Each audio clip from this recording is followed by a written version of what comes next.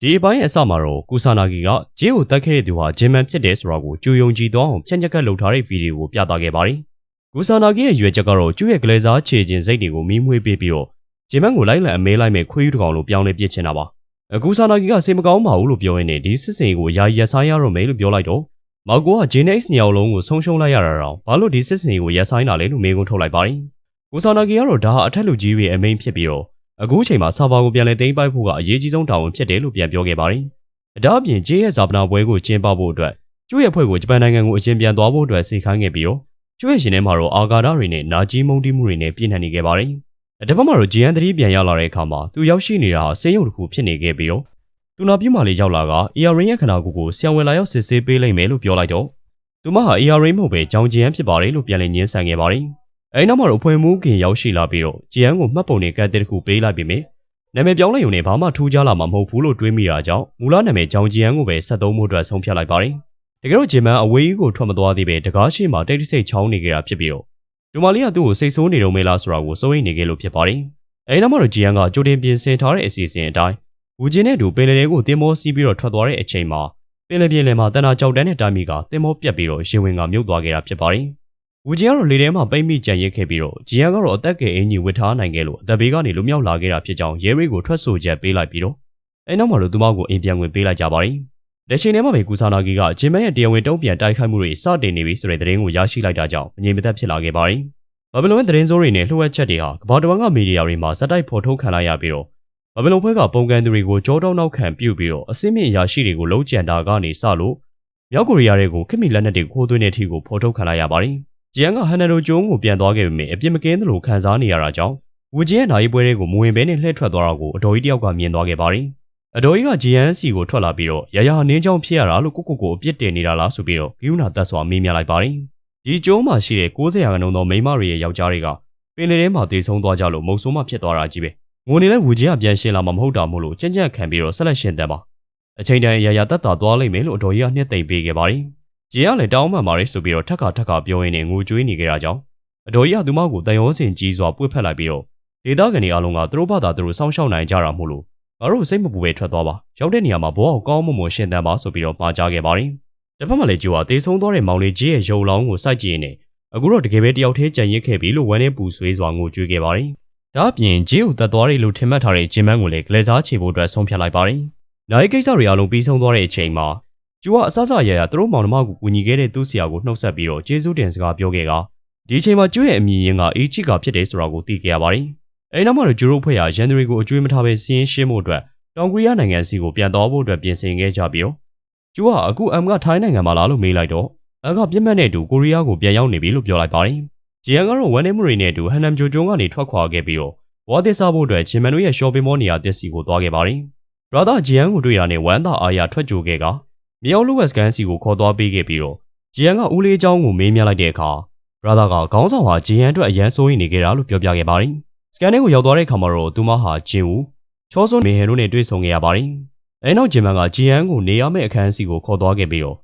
အခန်းကိုမြင်လိုက်တာနဲ့အရင်လိုပဲဒီမှာလည်းဗဒင်းမောက်မရှိဘူးလားလို့မေးလိုက်ပါတယ်။ဂျင်မန်လည်းမြေအောက်ထဲမှာမို့လို့မရှိတာသဘောပါပဲ။ဒါပေမဲ့မင်းရဲ့အခန်းဟောင်းနဲ့တူအောင်အတက်နိုင်ဆုံးပြင်ဆင်ပေးထားတယ်လို့ပြန်ပြောခဲ့ပါတယ်။ဂျီယန်ကအခန်းထဲမှာ CCTV တွေတော့တမထားဘူးမဟုတ်လားလို့မေးလိုက်တော့ဂျင်မန်ကညင်းဆိုခဲ့ပေမဲ့တကယ်တော့မှတော့တူမဖြစ်သူရဲ့အခန်းထဲက CCTV ကိုချက်ချင်းပိတ်ပြီးတော့ဘရာသာကိုတိတ်ဆိတ်သွားဖြုတ်ဖို့အတွက်ခိုင်းစေခဲ့ပါတယ်။ဂျီယန်ကတော့ဖြစ်ပျက်ခဲ့သမျှအဖြစ်ပျက်တွေအတွက်စိတ်မကောင်းဖြစ်ပြီးတော့ဝမ်းနည်းနေတော့မှဖြစ်ကကိုပါရိုက်ပြီးတော့အပြစ်ပေးနေခဲ့ပါတယ်။တပတ်မှာတော့ကူဆာနာဂီကဟိုတယ်ကိုပြန်နေတဲ့အချိန်မှာအွန်လိုင်းစည်းဝေးတက်ရောက်ဖို့ရှိတယ်ဆိုတဲ့ message ဝင်လာခဲ့ပြီးတော့သူတို့စောင့်ကြည့်နေတဲ့မင်းဟဲကတိတ်ဆိတ်နောက်ရောက်ခံလိုက်သွားခဲ့ပါတယ်။ကူဆာနာဂီအစည်းအဝေးတက်ရောက်တဲ့အချိန်မှာတောင်ကိုရီးယားကဆာဗာပြဿနာတွေကိုမဖြေရှင်းနိုင်သေးလို့အဆူခံခဲ့ရပြီးတော့ဘာဘီလုံခေါင်းဆောင်ကြီးကကူဆာနာဂီတိတ်ဆိတ်ဖန်တီးနေတဲ့ Motherhead application အကြောင်းကိုပါသိရှိသွားခဲ့ပါတယ်။ခေါင်းဆောင်ကြီးကအစင်ခံစာကိုဖတ်ပေးပြီးမို့လို့စိတ်ဝင်စားစရာစီးပွားရေးပုံစံဆိုတာသိပေမဲ့ဦးစားပေးရွေးချယ်မှုမှန်ကန်ရမယ်။ပြီးတော့အဲ့ဒီဘိုးဟက်ကောင်ကြောင်းချင်မဲ့ဆိုတာကိုတတ်ပြစ်မလားပတ်စံနဲ့ပေါက်မလားကြိုက်တယ်လို့ငါစိတ်ဝင်စားအောင်စာပေါတာရအောင်ပြန်ယူလာခဲ့။တကယ်လို့ Motherhead စနစ်ကိုပါလက်ဝကြီးအုပ်နိုင်တောင်ကိုရီးယားနိုင်ငံကဘာဘီလုံဌာနခွဲကိုကူဆာနာဂီရဲ့လက်ထဲအပ်မယ်လို့ပြောခဲ့ပါတယ်။အဲ့ဒီအချိန်မှာပဲဂျင်မန်တို့ဖွဲ့ကစုံစမ်းထောက်လိုက်နေကူဆာနာဂီဟာဘာဘီလုံဌာနနဲ့တိမ်မွေးတဲ့ဟိုတယ်တစ်ခုမှာတဲခိုနေမှန်းသိရှိသွားခဲ့ပါတယ်။မင်းကတိတ်ဆိတ်သွားရောက်စုံစမ်းလိုက်တဲ့အခါသူတို့ဟာဆက်ကြောက်ထက်မြောက်မှာတဲခိုနေကြတာမှန်စုံစမ်းသိရှိခဲ့ရပါတယ်။မင်းကရှင်းပြလိုက်ရမလားလို့ပြောတော့ဂျင်မန်ကတားလိုက်ပြီးတော့ ရှင်းလိုက်လဲဘဘလုံကနောက်တစ်ယောက်ကိုအစားထိုးလွှတ်လိုက်မှာပဲလို့ပြောလိုက်တော့ဂျင်ဦးကကူဆာနာဂီနဲ့သိနေတာလားလို့မေးလိုက်ပါတယ်အထူးတပ်ဖွဲ့မှလုံတုံးကစစ်စေတစ်ခုမှတစ်ခါပဲတွေ့ဘူးခဲ့ကြပြီးတော့အန်နမ်ဒိုကျုံးကိုသွားခဲ့ကြတဲ့အဖွဲ့ကောင်းဆောင်ဂျပန်မာလီကလည်းကျူပဲဖြစ်နေမယ်လို့ဂျင်မန်ရှင်းပြခဲ့ပါတယ်အဲ့ဒီအချိန်မှာပဲရှင်းနေအင်ဆောစီကနေစစ်ဆက်ညှိနှိုင်းခြင်းနဲ့ဆိုတဲ့စာလက်ခံရရှိခဲ့ပြီးတော့ဂျင်ဦးကတော့သူတို့ဘက်မှာအားနည်းလွန်းနေတာကြောင့်အခုချိန်စစ်ဆက်ဖို့မဖြစ်နိုင်သေးဘူးဟမ်ဒန်ဒိုကျုံးမာရုံကလည်းအဝါရောင်ကုတ်အဖွဲ့ဝင်တွေအများကြီးဆုံးရှုံးခဲ့ရသလိုတိုက်ခိုက်သမားဖြစ်တဲ့အနီရောင်ကုတ်တွေလည်းကစင်ကလျားဖြစ်နေပြီးတော့အခြေအနေစောင့်ကြည့်နေကြတော့မှပဲလို့ပြောလိုက်ပါတယ်ဂျင်မန်လည်းအခုအချိန်မှာမညှိနှိုင်းသေးပဲဂျီအန်အတွက်ပုံးခိုဖို့နေရာတစ်ခုအရင်ရှာပေးခြင်းနေခဲ့ပါတယ်အဲ့ဒီအချိန်မှာဂျီအန်ရောက်လာပြီးတော့ရွှေ့ကျင်တိုင်းရွှေ့နေအောင်သူကပစ္စည်းတစ်ခုလားလို့မေးလိုက်ပါတယ်ပြီးတော့ဒီလိုနေရာရွှေ့လိုက်တိုက်ခိုက်လိုက်နဲ့တန်နေရာလဲနေတာမျိုးကိုမလိုချင်တော့ပဲဒီပြဿနာတွေပြီးဆုံးသွားဖို့အတွက်လူပဲနေအောင်များထပ်ပြီးတော့သေပေးအောင်ပါလေရှစ်ဆက်ပြီးတော့သူ့ကိုကောက်ွယ်ဖို့တယောက်ယောက်ကနင်းနာခံရတာကိုမလိုချင်တော့ဘူးလို့ဂျီအန်ကပြောလိုက်ပါတယ်ဂျင်မန်ကလည်းအင်အားမရှိပဲဆွေးနွေးညှိနှိုင်းလို့ရမယ်လို့ထင်လားပြတ်သားတဲ့ဆန္ဒဆိုတာနှုတ်ကနေရှောက်ပြောနေုံနဲ့မရဘူးအရေးချင်းနဲ့တက်တည်ပြမယ်လို့ပြောလိုက်တော့ဂျီအန်ကလည်းလက်ခံလိုက်ပြီးတော့ဘာကစားလို့ရမလဲလို့မေးလိုက်ပါတယ်အဲဒီနောက်မှာဂျီအန်ဟာမူလာရန်ကျောင်းစီသွားရောက်ခဲ့ပြီးတော့ကလေးငယ်တယောက်နဲ့ရင်းနှီးအောင်စတင်မိတ်ဖွဲ့ခဲ့ပါတယ်သူမရဲ့အဓိကပြစ်မှတ်အမှန်ကတော့ဒီကလေးရဲ့အဖေဖြစ်သူအန်ဆောင်ဘုံပဲဖြစ်ပါတယ်မျက်နှာပေါ်မှာမာရွှေရှိတဲ့အန်ဆောင်ဘုံဟာအရင်ကထိတ်တန်းလုံးကျန်သူတယောက်ဖြစ်ခဲ့ပြီးတော့မာသဲစနစ်ရဲ့အနီရောင်ကုတ်ဖွဲ့ဝင်တယောက်လည်းဖြစ်ခဲ့ပါတယ်ပြီးခဲ့တဲ့ season 1မှာတော့ကဂျီအန်ကိုသွားရှင်းတဲ့ mission မှာတေဆုံးသွားခဲ့တဲ့ခေါင်းဆောင်ဂင်ကလွဲရင်အနီရောင်ကုတ်ဖွဲ့ဝင်အားလုံးကိုစီးအုံနိုင်ခဲ့တဲ့တူးတဲ့သောသူကအန်ဆောင်ဘုံပဲရှိပါတော့တယ်ဒါကြောင့်လည်းဂျီအန်ကဘာဘလုံဖွဲ့ကိုပြန်တိုက်ခိုက်ဖို့အတွက်သူ့စီကိုအကူအညီလာတောင်းတာဖြစ်ပါတယ်ဒါမဲ့လည်းဆောင်ဘုံကလက်ဆေးဆုံးခွာပြီးလို့အနေများလာတဲ့လုံခြံသူလောကတွေကိုနောက်ထပ်ဘယ်တော့မှချိန်မနှင်းကျင်တော့ဘူးလို့ပြတ်သားညင်းဆိုခဲ့ပါတယ်အဲဒီမှာတော့ဂျီအန်ကဆောင်ဘုံရဲ့သားလေးဒီမှာရှိနေတာကိုသူဘလို့သိလဲဆိုတဲ့အမှန်တရားကိုပြောပြခဲ့ပါတယ်တကယ်တော့ဘာဘလုံဖွဲ့ကဆောင်ဘုံနဲ့သူ့ရဲ့မိသားစုအကြောင်းအချက်လက်အားလုံးကိုတိတ်ဆိတ်စုံစမ်းထားပြီးတော့မိသားစုဝင်တွေရဲ့အတန်းနဲ့အကြက်ကန်ချင်းချောက်လာမှသိကြပါတယ်ဘာဘလုံဖွဲ့ကမာတဟဲရဲ့အနီအောင်ကုတ်ဖွဲ့ဝင်တွေကိုအတုံးချကန်ရုပ်သေးတွေဖြစ်ကိုပြောင်းလဲခြင်းနေကြတာဖြစ်ပြီးတော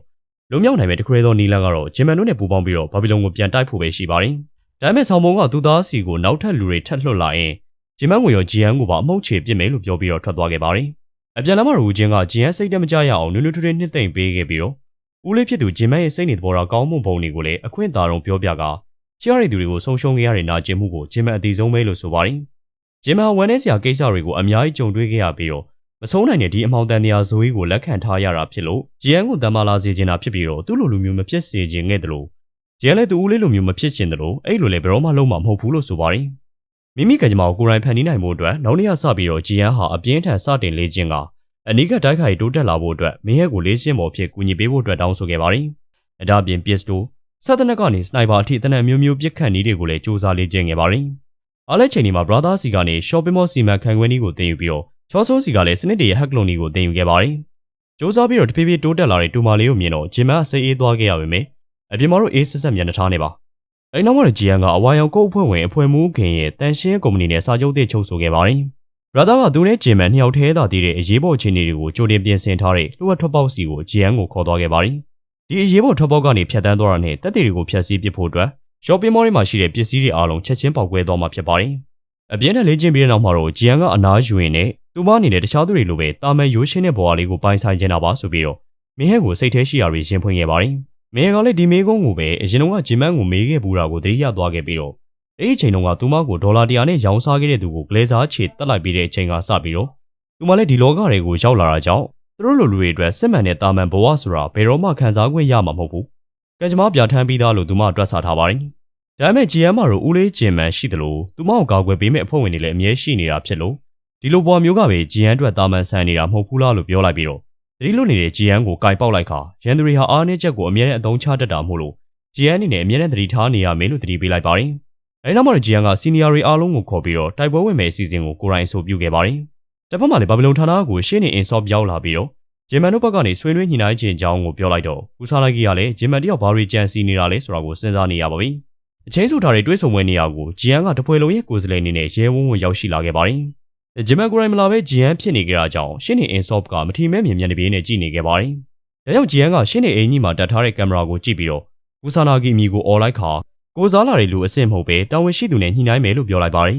အဲဒီမှာတော့ကူဆာနာဂီကနောက်လိုက်တီကိုခေါ်ပြီးတော့ထွက်လာခဲ့တယ်လို့အဲ့ဒီထဲမှာကျူတို့အဖွဲ့လည်းပါလာပါတယ်ညီနိုင်စ်ပွဲမှာထိုင်လိုက်တာနဲ့ကူဆာနာဂီကသူမနဲ့ဒန်တို့ထိုင်ဆွေးနွေးဖို့အတွက်ထိုက်တန်သူဆိုလို့ဂျင်မန်တယောက်ထဲသာရှိတာပါဆိုပြီးတော့ဂျီအန်ဒေါသထွက်အောင်ရွယ်ဆောင်စကားတွေစက်တိုက်ပြောပါတယ်ဒါအပြင်ဘဘလုံရဲ့ဆုံးရှုံးမှုဟာဂျီအန်ထမ်းပိုးထားရတဲ့ဝမ်းနည်းစရာကိစ္စတွေနဲ့ရှင်ဘာမှမဟုတ်ကြောင်းပြောပြီးတော့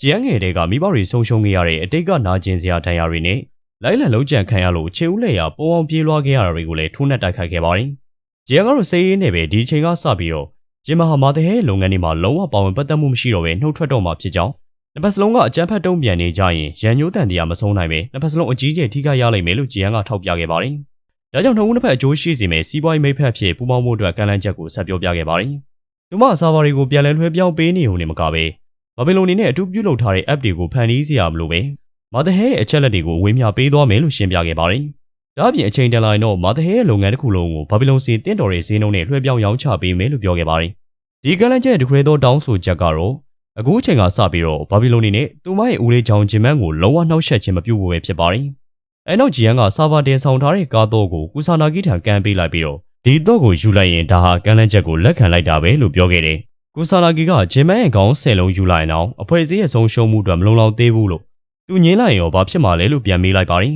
။ဂျီယန်ကအဲ့လိုဆိုတော့ဒီမှာရှိနေတဲ့သူတွေအားလုံးသေပွဲဝင်ကြရလိမ့်မယ်လို့ပြောလိုက်ပြီးတော့လက်ကိုမြှောက်ပြလိုက်ခါဒီနေရာဘုံတွေအားလုံးဟာသူမနှလုံးခုန်လုံးနဲ့ချိတ်ဆက်ထားတာဖြစ်လို့သူမသာအသက်ရှူရက်သွားတဲ့ပြန်နဲ့ဘုံတွေဟာချက်ချင်းပေါက်ကွဲသွားမှာဖြစ်ပါတယ်။ကူဆာနာဂီကတရားမှမကြောက်ဘူးလားလို့မေးလိုက်တော့ဂျီယန်ကကျုပ်ကိုလှည့်ကြည့်ကသူ့ကျိုးမမှာတေခဲ့ပြီးပြီမို့လို့တေးမှမကြောက်တော့ဘူးလို့ပြောလိုက်ပြီးတော့ကူဆာနာဂီရောတေးမှကြောက်နေရလားလို့ပြန်မေးလိုက်ပါတယ်။အဲ့ဒီချိန်မှာပဲမီးတွေပိတ်သွားခဲ့ပြီးတော့စနိုက်ပါတနက်တီစီကနေလေဆာနေအောင်လင်းနှန်းနေဟာကူဆာနာဂီနဲ့သူမရဲ့နောက်လိုက်တီစီကိုတန်ကနေရောက်ရှိလာခဲ့ပါတယ်။အမနော့ဂျင်မန်နဲ့ဆောင်းဘုံတို့နေအောင်ကုတ်ဖွဲ့ဝင်တွေကအပေါ်ဆုံးတက်မှာကြိုတင်နေရယူထားကြပြီးတော့စနိုက်ပါတွေနဲ့ချိန်ထားကြတာပဲဖြစ်ပါတယ်။အချိန်ကြီးအစစ်ပြင်ငိမ့်မှုသဘောတူလာရတဲ့ကူဆာနာဂီကမဖြစ်နိုင်တဲ့အခြေအနေတွေမှာဂျီယန်ဘလို့အသက်ရှင်ကြံခဲ့လဲဆိုတာကိုသူသိကျင်နေကြတာဖြစ်ပြီးတော့အခုဂျီယန်ကိုမြင်ရတဲ့အချိန်မှာတော့သူနားလေသွားခဲ့ပြီလို့ပြောပြီးတော့ထွက်သွားခဲ့တယ်လို့ကျူကလည်းမကြခင်ပြန်တွေ့ကြတာပေါ်ကြောင်ဂျီယန်လို့နှုတ်ဆက်ပြီးတော့ထွက်သွားခဲ့ပါတယ်။ဂျီမန်ကကျေးဇူးတင်ကြောင်းပြောလိုက်တော့ဆောင်းမုံကလွန်ခဲ့တဲ့တစ်နှစ်ကဂျီယန်ကိုပေးထားတဲ့ဂရီကိုဖျောက်ဖျက်မိသွားလို့အခုအကျွေးပြန်ဆက်ပေးတာဖြစ်ပြီးတော့နောက်ဘာတစ်ခုမှမပတ်သက်တော့ပဲသူ့ကိုမေးလိုက်တော့လို့ပြောလိုက်ပါတယ်။အဲဒီနောက်မှာတော့အောင်မွေးခံနေနဲ့သူတို့ဟာဝတ်သားချော်ဒူတူကထိုင်စားခဲ့ကြပြီးတော့ပစ္စည်းပို့ဆောင်ရေးအတွက်တည်တဲ့အပြာရောင်ကိုတစ်ခုကိုဖန်တီးမယ်လို့ဂျီယန်ကပြောခဲ့ပါတယ်။ဒီအကုတ်အပြာဟာပို့ဆောင်ရေးနဲ့သက်ဆိုင်ပြီးတော့ဝေသူရီစီပစ္စည်းတွေကိုလှုပ်ဝက်ပို့ဆောင်ပေးရမှာဖြစ်တယ်လို့ပြောပြကအားလုံးရဲ့သဘောထားကိုမေးလိုက်ပါတယ်။အားလုံးကဂျင်မန်ကိုစိုက်ကြည့်လိုက်ကြတာကြောင့်ငါ့ကိုဘာလို့ကြည့်နေကြတာလဲ။အခုချိန်မှာမာတဲ့ကိုယ်စလဲကအကြောင်းဂျီယန်လေ။ဂျင်ကလှုပ်သိနေလို့ပြောရင်ငါတို့ကလှုပ်ရမှာပေါ့လို့ပြောလိုက်ပါတယ်။ဂျင်ကဒါဆိုရင်ပထမဆုံးအပြာရောင်ကုတ်ဖွဲ့ဝင်ကသူဖြစ်မယ်လို့ပြောလိုက်ပေမဲ့ဂျီယန်ကလက်မခံခဲ့ပါဘူး။ဘာလို့လဲဆိုတော့ brother အပါဝင်ဒီမှာရှိတဲ့လူအားလုံးကိုအစိမ်းရောင်ကုတ်စုတွေကိုထည့်လိုက်လို့ပဲဖြစ်ပါတယ်။အားလုံးဟာအလွန်အရေးပါတယ်လို့အခုဆိုရင်သူတို့ဟာမိသားစုဝင်တွေလိုရင်းနှီးကျွမ်းဝင်နေကြပြီဖြစ်လို့တေချာပေါက်ကုံအစိမ်းဖြစ်တဲ့နာဘောလို့ပြောလိုက်ပါတယ်။သူတို့ဟာရက်ဆက်လာတဲ့ဘွားထဲမှာရုံးကန်နေရတဲ့အထီးကျန်တွေတက်တက်ပဲဖြစ်ခဲ့ကြတာမို့လို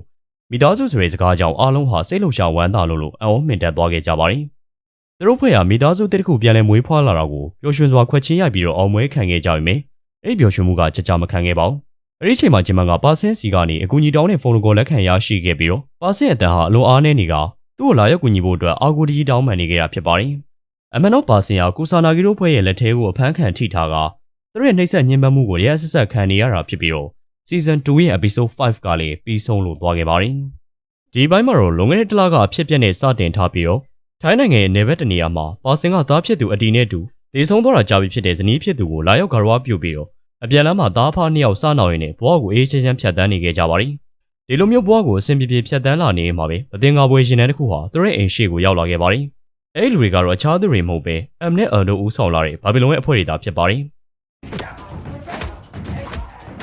အမ်နဲ့ပါဆင်တို့တိုက်ခိုက်နေတဲ့အချိန်မှာအယ်ကအတီကိုတစားကန်အဖြစ်ဖမ်းဆီးလိုက်တာကြောင့်ပါဆင်လည်းအရှုံးပေးလိုက်ရပြီးတော့သားဖားနှစ်ယောက်စလုံးဖမ်းဆီးခြင်းကိုခံလိုက်ရပါတယ်။လက်ရှိချိန်မှာတော့ဂျင်မန်တို့ကထိုင်းနိုင်ငံကလှုပ်ဝက်သရှိုးစီကိုအတီရဲ့သတင်းအစားအနောက်ကိုစုံစမ်းပေးဖို့အတွက်လှုပ်ဝက်စာတွေနဲ့အီးမေးလ်တွေပို့နေခဲ့ပြီးတော့ဒီလိုမျိုးဆက်သွယ်ပြောဆိုနည်းတွေကိုလည်းဂျီယန်ကိုတင်ကြားပြသပေးခဲ့ပါတယ်။သူထိုင်းနိုင်ငံသွားတဲ့အခါကြိုတင်ပြင်ဆင်ထားတဲ့အစီအစဉ်အတိုင်းလှုပ်ဝက်ကုန်းစနစ်နဲ့ဆက်သွယ်ဖို့အတွက်ဂျီယန်ကိုမှာကြားခဲ့ပါတယ်။ဂျင်မန်ကသက်သေခံ passport အတုနဲ့အတူထိုင်းနိုင်ငံကိုတယောက်တည်းသွားရောက်မှာဖြစ်လို့ဂျီယန်ကလွန်စွာစိုးရိမ်နေပြီးတော့ဦးလေးဖြစ်သူကိုကူညီဖို့အတွက်လူပိုလွှတ်ပေးချင်နေခဲ့ပေမဲ့ဂျင်မန်ကတော့ဟိုမှာလဲပါဆင်ရှိနေတာဆိုတော့သူတယောက်တည်းသွားဖို့အတွက်ဆုံးဖြတ်ခဲ့ပါတယ်။ဘာလို့လဲဆိုတော့လူအားလုံးထွက်သွားရင်ဒီ shopping mall ကိုစောင့်ရှောက်မဲ့သူမရှိပဲရန်သူတွေအခွင့်ကောင်းယူတိုက်ခိုက်လာမှာကိုစိုးရိမ်လို့ဖြစ်ပါတယ်။မတော်ရင်မှတော့ဂျင်မန်ကလက်တစ်ဖက်ဆုံးရှုံးရမယ့်အခြေအနေမျိုးဖြစ်လာခဲ့ရင်ဆုံးရှုံးသွားတဲ့လက်တစ်ဖက်ကိုပြန်ရဖို့မကြိုးစားပဲကြန့်ရှိနေသေးတဲ့လက်တစ်ဖက်ကိုပဲတေးချာချာကာကွယ်ရမယ်လို့လေးနက်မှာကြားခဲ့ပါတယ်။ထိုင်းနိုင်ငံကိုလေးဆက်ရောက်တာနဲ့ဂျင်မန်ကပါဆင်ပြောတဲ့ညွှန်ကြားချက်အတိုင်းဆက်လက်လှုပ်ဆောင်ခဲ့ပါတယ်။သူကကုန်တိုက်တွေထဲမှာရှိတဲ့ပစ္စည်းသိမ်းတဲ့လော်ကာစီကိုတွားရောက်ပြီးတော့အင်တာနက်ဆိုင်ဒီဇိုင်းဒီနီယာအချက်လက်တွေကိုရရှိခဲ့ပါတယ်။ဒါဟာပါဆင်နဲ့တွဲဆုံမှုချင်းဆိုထားတဲ့နေရာပဲဖြစ်ပြီးတော့ဂျင်မန်ဟာဆိုင်ထဲကိုခြေလှမ်းလိုက်တာနဲ့စတင်တန်တရားဝင်လာခဲ့ပါတယ်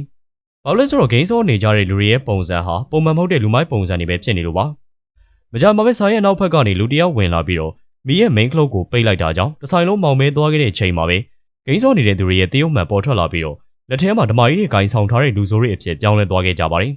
်ဂျင်မန်လည်းချိန်ဆွဲမနေတော့ပဲလူဆိုးတယောက်ကိုတိုက်ခိုက်လိုက်ပြီးတော့သူ့အေးနေပဲအဲ့ဒီလူဆိုးရဲ့လက်တစ်ဖက်ကိုခုတ်ဖြတ်လိုက်ခါကျန်တဲ့လူဆိုးတွေစီကိုပစ်ပေးလိုက်တာကြောင့်ကြောက်လန့်တုန်လှုပ်သွားခဲ့ကြပါတယ်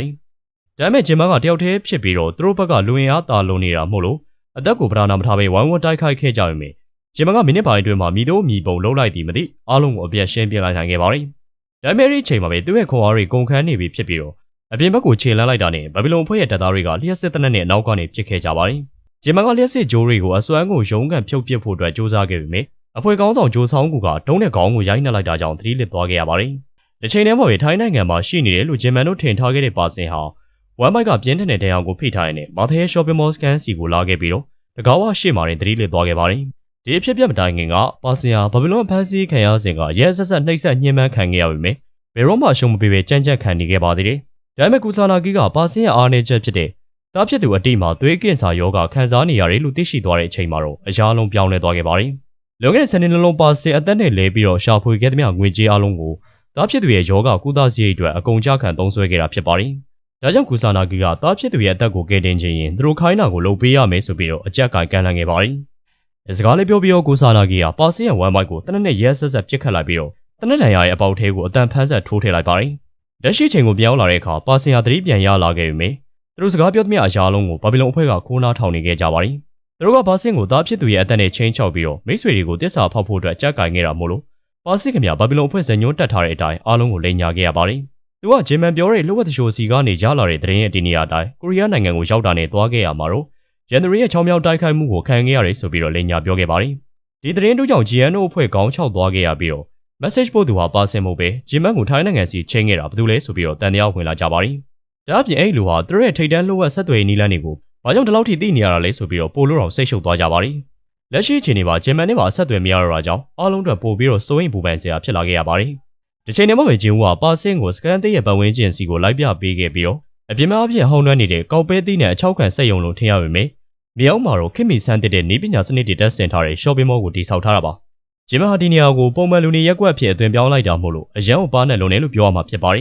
်သူကလူတိုင်းကိုလဲစားဖို့အတွက်အဝင်အထွက်အချိန်တွေကိုတင်းကျပ်စီကံသတ်မှတ်ထားခဲ့ပါတယ်အနီးနားကရွာသားတွေဟာဒီစကန်အကြောင်းကိုဘာမှမသိကြပေမယ့်သူတို့ဒီရှိမှုကပဲဒီနေရာအတွက်အကောင်းဆုံးကာကွယ်ဒိုင်းလွှာကြီးဖြစ်သွားခဲ့ပါတ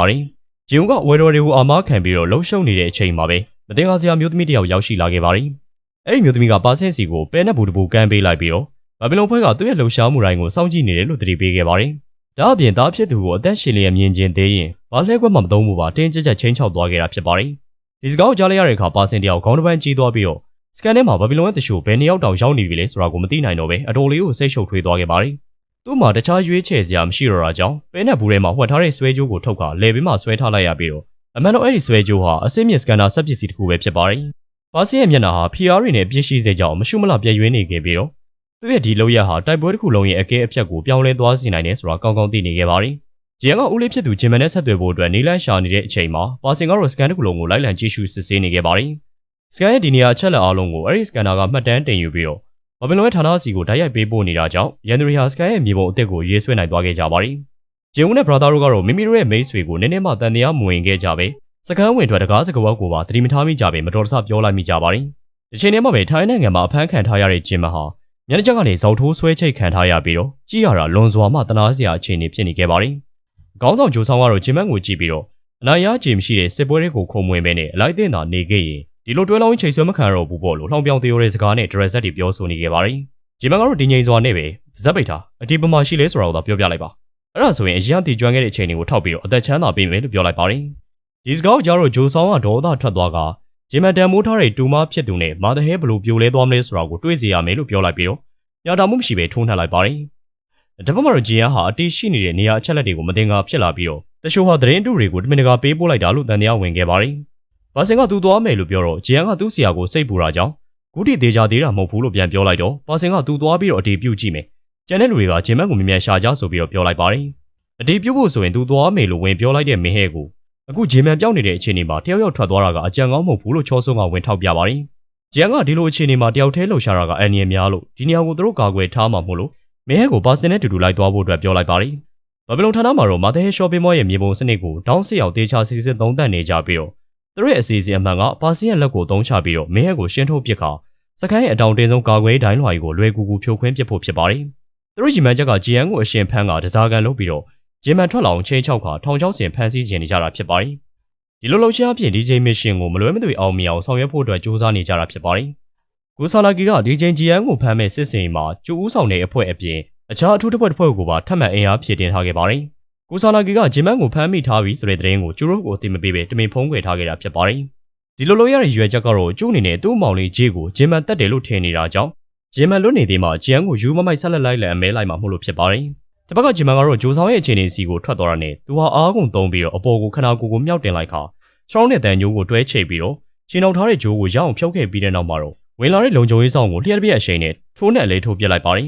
။အတန်ကြားလိုက်တဲ့ဂျိုးဆောင်ကတခုခုလွဲမားနေပြီဆိုတာကိုရိပ်မိသွားပြီးတော့တပည့်တွေကိုခေါ်ကအခင်းပြပွားရနေရစီကိုအမြန်ပြေးဝင်လာခဲ့ကြပါတယ်။ဒါပေမဲ့ဂျင်မန်ကပို့ပြီးတော့လင်မြန်လာကြောင်းမီးလုံးတွေကိုပြစ်ဖောက်လိုက်ခါအမောင်ဖုံးသွားအောင်လုပ်လိုက်ပြီးတော့ဝင်လာတဲ့ရန်သူတွေကိုတယောက်ပြီးတယောက်ရှင်းလိုက်ပါတယ်။အနောက်ဆုံးကျန်နေတဲ့ဂျိုးဆောင်ကိုနှိပ်ဆက်ကမင်းမြန်းပြီးတော့အတိကိုဖန်ထားတဲ့နေရာကိုသိရနဲ့ပြစ်တက်ဖို့အလုံးမှာငါ့ကိုမတက်နဲ့လို့ဂျိုးဆောင်တားလိုက်ပြီမယ်။ဂျင်မန်ကတော့တစ်ချက်ပြစ်ထည့်ပေးလိုက်ပါတယ်။အဲတော့ဂျင်မန်ကဘာဘီလုံဖွဲ့ရဲ့လက်နက်ခဲယမ်းတွေကိုသိမ်းယူပြီးတော့အပြင်ထွက်ပေါက်ကိုစတင်ရှာပါတယ်။ဒါပေမဲ့အပြင်ဘက်ကိုခြေလန်းလိုက်တာနဲ့သူဟာတောအုပ်နယ်ကြီးထဲမှာလမ်းပြောင်းနေမှန်သတိထားမိသွားခဲ့ပါတယ်။ဒီနေရာမှာဆက်သွယ်ဖို့ဖုန်းလိုင်းမရှိတာကြောင့်သူဟာဒီတောရဲထဲကနေထွက်ခွာနိုင်ဖို့အတွက်တန်လိုက်မြောင်ကိုသာအသုံးပြုခဲ့ရပြီးတော့အတိကိုရှာဖို့အတွက်ထွက်လာခဲ့ပါတယ်။တစ်ဖက်မှာလည်းပါစင်နဲ့မြန်တို့ကတရှိုးပေးထားတဲ့သတင်းချက်လက်အတိုင်းအတိရှိနေတဲ့နေရာစီကိုဖြည်းဖြည်းချင်းနီးကပ်လာခဲ့ကြပါတယ်။ပါစင်ကအနောက်ကိုပတ်သွားပြီးတော့တနက်နဲ့ပြစ်ခါအာယုံလွှဲပေးထားတဲ့အချိန်မှာမင်းဟဲကအတိကိုဝင်ကယ်ဖို့အတွက်ပြောလိုက်ပြီးတော့ထွက်သွားခဲ့ပါတယ်။ဂျီယန်ကပါစင်ကိုနည်းနည်းမှတန်တရားမဝင်ပဲစောင့်နေတဲ့အချိန်မှာဦးလေးနဲ့ဆက်သွယ်မရလို့စိတ်ပူနေရတဲ့ဂျီယန်စီကနေအမမင်းဟဲလည်းသတိထားပါဆိုပြီးတော့စာတစောင်ဝင်လာခဲ့ပါတယ်။အဲဒီအချိန်မှာပဲကွန်ကားတစ်စီးကမင်းဟဲရဲ့ကားကိုအနောက်ကနေဝင်တိုက်ပြီးတော့ဒရားဘော်ကနေပြုတ်ကျအောင်လုပ်လိုက်ပါတယ်။တိုက်ခတ်လာသူကပါစင်ဖြစ်နေမှန်းကိုသိလိုက်ရတဲ့အချိန်မှာမင်းဟဲအလွန်တုန်လှုပ်သွားခဲ့ရပါတယ်။မင်းဟဲကမပြည့်ရနိုင်ခဲ့ပေမဲ့ပါစင်ကအေးဆက်ဆက်မျက်နှာနဲ့ပြစ်လိုက်တာကြောင့်မင်းဟဲတယောက်ချောင်းရည်တွေကိုပြုတ်ကျသွားခဲ့ရပါတယ်။ကိစ္စအလုံးရှင်းလင်းပြီးတဲ့နောက်မှာပါစင်ကဘာဘီလုံအဖွဲ့စီကိုဖုန်းဆက်ပြီးတော့မင်းဟဲကိုရှင်းထုတ်ပြီးပြီမို့လို့ shopping mall စီပြန်လာနေပြီလို့အသိပေးခဲ့ပါတယ်။အမှန်တော့ဘာဘီလုံအဖွဲ့ဟာ black hacker 3ယောက်ကိုငှားရမ်းခဲ့ပြီးတော့ဂျင်မန်နဲ့သတင်းပေးသူတို့ဆက်သွယ်ထားတဲ့ email တွေကို hack လုပ်ခိုင်းခဲ့တာဖြစ်ပါတယ်။အဲဒီအချက်လက်တွေကနေတဆင့် GN ရဲ့အဖွဲ့ကိုလွယ်ကူကူထိန်းချုပ်နိုင်ဖို့အတွက်သတင်းအတုတွေကိုတမင်တကာဖန်တီးခဲ့ကြတာဖြစ်ပါတယ်။အောင်မွဲအတွက်ဂျင်းနူးနေကြတဲ့အချိန်မှာပဲကူဆာနာဂီယာဂျင်မန်ထွက်ပြေးလို့မြောက်သွားပြီဆိုတဲ့သတင်းကိုရရှိလိုက်တာကြောင့်ကြက်တည်တည်သွားခဲ့ရပါတယ်။ဒါကြောင့်အချိန်မရှိတော့တာမို့လို့ကျူးရိုးဖွဲ့ကိုအခုချက်ချင်းစစ်စင်စတင်ဖို့အတွက်အမိန့်ပေးလိုက်ပါတယ်။ shopping mall မှာတော့ GN နဲ့ချော်ဆွန်တို့ကဂျင်မန်ရဲ့ဒီနေရာကိုရှာတွေ့သွားတာကြောင့်အလွန်ဝမ်းမြောက်ဝမ်းသာဖြစ်နေခဲ့ကြပါတယ်။ဒါပေမဲ့မကြာခင်မှာပဲသူတို့နှစ်ယောက်စလုံးအမှန်တရားကိုသိရှိသွားခဲ့ရပြီးတော့အားတင်ကမှင်တက်သွားခဲ့ကြပါတယ်။လွန်ခဲ့တဲ့တစ်ပတ်ကသတင်းပေးသရှိုစီကလက်ခံရရှိခဲ့တဲ့ email အားလုံးဟာဘာဝင်လုံဖွဲ့ကဂျာပြက် hack လုပ်ပြီးတော့အတူပြုလုပ်ခဲ့တာခံခဲ့ရတာပါ။ဒီချိန်ထဲမှာပဲပါစင်ဟာရုတ်တရက် shopping mall ရဲ့ရောက်လာပြီးတော့ဂျင်ဦးကိုအလင်းဝင်ရောက်တိုက်ခိုက်ကအမှောက်သိပ်ပေးလိုက်ပါတယ်။အဲဒီအချိန်မှာပဲချော်ဆွန်ကသတင်းပေးသရှိုစီကပေးပို့ထားတဲ့ email မှန်ကိုရှာတွေ့သွားခဲ့ပါတယ်။ email ထဲမှာဘာဘီလုံကပါစင်ကိုပြန်မေးဆွဲသွားပြီးတော့တောင်ကိုရီးယားကိုပို့လိုက်တာကြောင့်ပါစင်ဟာနှစ်ဖက်ကြုံသရှိုဖြစ်နိုင်ခြေများတယ်လို့ရေးသားထားပါတယ်။သူတို့နှစ်ယောက်စလုံးဒီလိုတုံလုံးဖွယ်သတင်းချက်လက်ကိုတည်သွားတဲ့အချိန်မှာပဲပါစင်နဲ့သူတို့ရှေ့ကိုရောက်လာပြီးတော့ဂျီယန်ကဦးလေးဂျင်မန်နဲ့အမမင်ဟဲကိုဘာလို့လိုက်တာလဲလို့မေးလိုက်တဲ့အချိန်မှာပဲပါစင်ကဝင်ရောက်တိုက်ခိုက်လိုက်ပြီးတော့ဂျီယန်ကိုမေးစင်းနဲ့ထိုးလိုက်ပါတယ်။ချောဆွန်ကဂျီယန်ထွက်ပြေးလို့ရအောင်ပါစင်ကိုဝင်ရောက်တိုက်ခိုက်လိုက်ပါတယ်။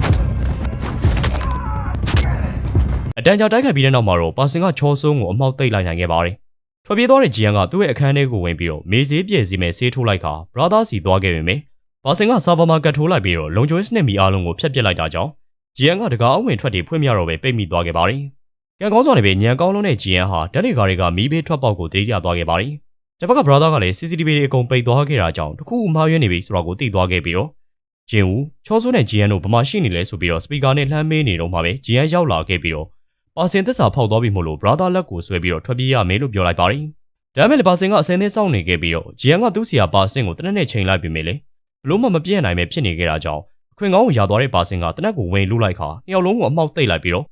့ဘရာသာကိုတစ်ချက်ပြစ်ထည့်လိုက်ခါဂျီယန်ကိုတော့ဖန်စီတုံ့နှောင်လိုက်ပါတယ်။လုံခြုံရေးချိုးပြတ်ခံရတာနဲ့အပြင်မှာစောင့်နေကြတဲ့ဘာဘီလုံရဲ့အထူးစစ်စင်တပ်သားတွေကတကားတော့ကိုဖျက်ခါဝင်လာနေခဲ့ကြပြီဖြစ်ပါတယ်။အကြံအထားမြောက်သွားတဲ့ဂူဆာနာဂီကတော့အတော်လေးကိုကျေနပ်နေခဲ့တာဖြစ်ပြီးတော့ဂျီယန်ကိုဖမ်းမိတာနဲ့ပါစင်ကိုရှင်းပြလိုက်ဖို့အတွက်သူမတပည့်တွေကိုအမိန့်ပေးလိုက်ပါတယ်။ဒါဟာရုံးမှာကောက်ကျစ်တဲ့လူတွေရဲ့လိုအပ်တယ်လို့သုံးပြီးရင်အမိုက်လိုလွှင့်ပစ်တတ်တဲ့မကောင်းတဲ့အကျင့်စရိုက်ပဲဖြစ်ပါတယ်။အဲဒီနောက်မှာတော့ဂူဆာနာဂီကတပည့်တွေအမြောက်အများခြံရံပြီးတော့ကိုရီးယားဂိမ်းဆိုင်ဒီဇိုင်းစီကိုသွားခဲ့ပါတယ်။သူတွေကတစ်ချိန်ကအနီရောင်ကုတ်ဖွဲ့ဝင်တွေဖြစ်တဲ့ဆောင်းပုံးရဲ့ဖိတ်ခေါ်မှုကြောင့်ရောက်ရှိလာခဲ့တာဖြစ်ပြီးတော့ဂူ ကိုဆာနာဂီနဲ့ဆောင်မုံတို့လက်ဆွဲနှုတ်ဆက်ခါမိတ်ဆက်လိုက်ကြတဲ့အချိန်မှာပဲ Season 2ရဲ့ Episode 6ကလည်းပြီးဆုံးလို့သွားခဲ့ပါတယ်။ဟုတ်ကဲ့ပါနောက်ရက်တွေမှာလည်းဇာတ်ကားတွေကိုဆက်ပြီးတော့တင်ဆက်ပေးနေမှာမို့ကျွန်တော်ရဲ့ channel လေးကိုလည်း like and subscribe လုပ်ထားပေးကြဖို့တောင်းဆိုလိုက်ပါရစေခင်ဗျာ။အချိန်ပေးပြီးတော့အဆုံးထိအားပေးခဲ့ကြတဲ့ပရိသတ်ရောက်ချင်းစီတိုင်းကိုလည်းကျေးဇူးထူးတင်ရှိပါကြောင်းနဲ့ကျွန်တော်နောက်ဗီဒီယိုတစ်ပုဒ်မှာပြန်လည်ဆုံတွေ့ကြပါစို့လားဗျာ။ကျွန်တော်ကတော့ Norris ပဲဖြစ်ပါတယ်။